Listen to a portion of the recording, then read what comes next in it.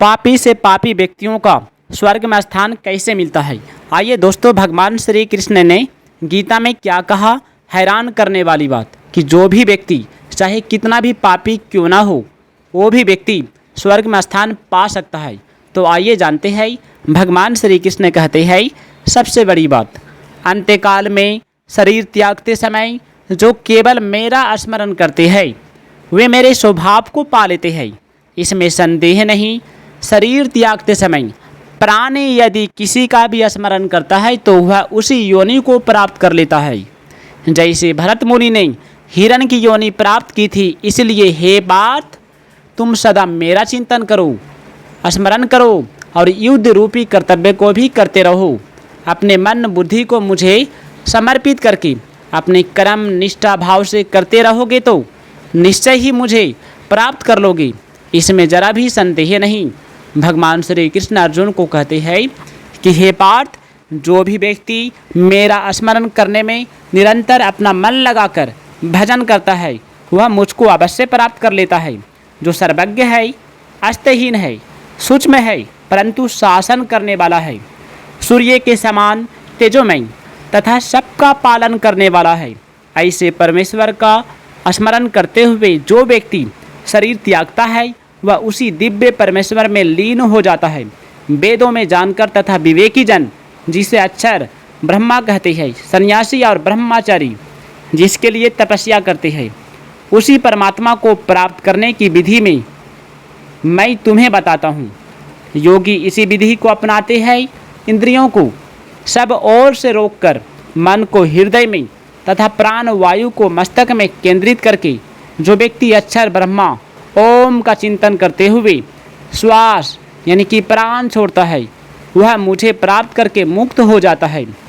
हे धनंजय, जो निर्बल मन से नित्य ही मेरा स्मरण करता रहता है उस भक्त को मैं तो सहज ही मिल जाता हूँ।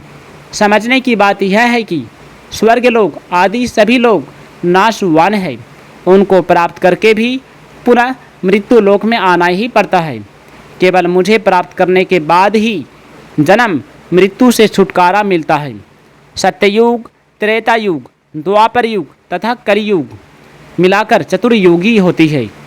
1000 चतुर्युगी बीतने पर ब्रह्मा का एक दिन होता है, इतनी भी लंबी एक रात होती है। ऐसे दिन रात के प्रारंभ में ब्रह्मा जी के शरीर से सब प्राण जन्म लेते हैं, सभी प्राणी जन्म लेते हैं और रात होने पर उनके शरीर में भी समा जाते हैं, परंतु अनश्वर जो महाविष्णु परमात्मा है उसे प्राप्त कर लेते हैं, पर वे आत्मा भी शाश्वत हो जाती है। उस सत्यनारायण से मिल जाने पर भक्त को पुनः जन्म नहीं लेना पड़ता। वही मेरा अनश्वर परम धाम है। यज्ञ, तप, दान, व्रत, उपवास, तीर्थ आदि के सेवन से पुनः जन्म लेना ही पड़ता है। इससे ऊपर उठकर मुझ परमेश्वर में लीन होने पर पुनर्जन्म नहीं होता। मैं ही अक्षर ब्रह्मा हूँ। उस सत्य को जानो तथा मुझे निरंतर स्मरण करो। जैसे कि जल, परमाणु, भाप, बादल, वर्षा की क्रिया, बूंदे और ओले बर्फ के रूप में भिन्न भिन्न दिखता है, पर असल में एक ही है। इसी प्रकार एक ही परमात्मा ब्रह्मा अध्यात्म, कर्म, अधिभूत, अधिदैव और अधियज्ञ के रूप में भिन्न भिन्न होते हुए भी तत्वत एक ही है। अधिभूत स्वामी, अधिदैव परमेश्वर, अधियज्ञ यज्ञ प्रमुख, सत और असत सब परमात्मा ही है। परमात्मा 9 सत्य कहे जा सकते हैं और 9 ही असत। परमात्मा भी सत्य है, असत भी है। आइए जानते हैं क्या कहते हैं भगवान श्री कृष्ण ने, जो सबको जानना परम आवश्यक है। जो भी व्यक्ति इन ज्ञान को समझ लेता है वह परम धाम में पहुंच जाता है। भगवान श्री कृष्ण कहते हैं कि जो भी व्यक्ति जीवित रहते परमात्मा को नहीं भजता, यदि अंत समय में उनका स्मरण करता है तो भगवान इतने दयालु है कि उसका उद्धार कर देते हैं। हर समय भगवान के स्मरण से मनुष्य के मन बुद्धि भगवान को अर्पित हो जाते हैं। मन बुद्धि से संबंध तोड़ लेने से वे स्वतः भगवान को अर्पित होंगी, क्योंकि भगवान की अपरा प्रकृति है। संसार का काम करते हुए भी जब संसार भगवान का ही है तब संसार का काम भी भगवान का ही काम हुआ समझना चाहिए। भगवान श्री कृष्ण कहते हैं, जो संसार में ममता आसक्ति कामना करेगा उसे लौटकर संसार में आना ही पड़ेगा। पुनर्जन्म सुखों पर आसक्ति के कारण ही होता है। मनुष्य भोगों में जितना अधिक लीन होता है उतना ही उनका गुलाम बनता चला जाता है। निष्काम भाव प्रकाश है और सकाम भाव अंधेरा है।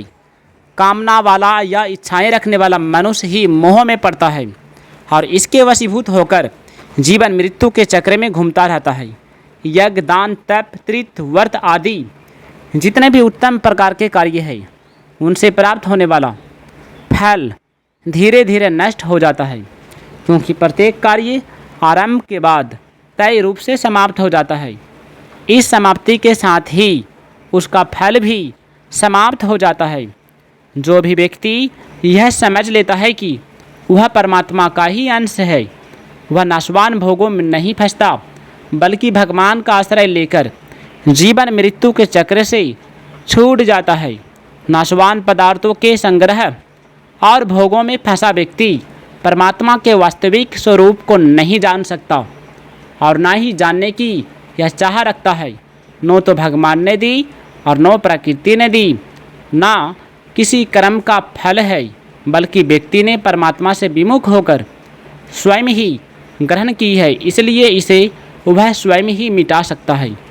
मनुष्य को सुख एवं भोगों के लोभ लालच से स्वयं को बचाकर रखना चाहिए। चाहे कोई दुराचारी से दुराचारी, पापी से पापी क्यों ना हो, चाहे किसी वर्ण का, आश्रम का, संप्रदाय का, देश का, वेश का हो, अगर वह सच्चे भाव से भगवान की शरण में आ जाता है तो भगवान उसे प्राप्त हो जाते हैं। भगवान इस संपूर्ण जगत के उत्तरदायी है, यह विश्वास ज्ञान है और भगवान के अतिरिक्त दूसरा कोई तत्व नहीं, ऐसा अनुभव होना विज्ञान है। असत के साथ संबंध बनाना अशुभ माना जाता है, जो कि नीच ऊंच योनियों में जन्म लेने का कारण होता है। परमात्मा का नाम रूप लीला धाम स्मरण कीर्तन जप ध्यान ज्ञान आदि सब पवित्र है और ये सभी प्राणी मात्र को पवित्र करने वाले होते हैं। जो मनुष्य ज्ञान और विज्ञान के भेद को समझ लेते हैं वे भगवान में तल्लीन होकर उनके ही स्वरूप हो जाते हैं। संसार के साथ हमारा संयोग और परमात्मा के साथ हमारा वियोग कभी हो ही नहीं सकता। परमात्मा सभी योनियों में हमारे साथ रहते हैं, परंतु केवल मनुष्य योनि में ही परमात्मा को पहचाना जा सकता है, अन्य किसी योनि में नहीं। प्रकृति परमात्मा का ही एक विलक्षण शक्ति है। यह न तो परमात्मा से भिन्न है और न ही अभिन्न। अपनी इसी प्रकृति को स्वीकार करके परमात्मा महाप्रलय के बाद अपनी प्रकृति की मांग के अनुसार जीवों की रचना करते हैं। भगवान संसार की रचना प्रकृति को लेकर करती है और प्रकृति संसार की रचना भगवान के नेतृत्व में करती है। भगवान शरीर के आश्रित नहीं होते, शरीर पर केवल वे ही आश्रित होते हैं जिनके कर्म फल बाकी होते हैं और शरीर पाकर वे कर्म फल भोगते हैं। दोस्तों, यदि वीडियो अच्छा लगे तो वीडियो को लाइक कीजिएगा, चैनल को सब्सक्राइब कीजिएगा और कमेंट में जय श्री कृष्ण राधे राधे ज़रूर लिखिएगा। धन्यवाद।